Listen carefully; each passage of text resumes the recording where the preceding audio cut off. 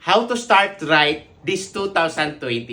So na ako'y usa ka habit nga ginabuhat nako before the year end so that I will be prepared for the coming year. Gitawag na ni nako siya og annual planning. So, what I do is nagbuhat ko og vision or affirmation board. Ang uban is vision board, ako is affirmation board. So, ang affirmation board, nakasuwat diha ang akong mga goals for next year. But I divided it into 4 quadrants. First, the spiritual. Second, the health. Third, the family. The fourth is my career.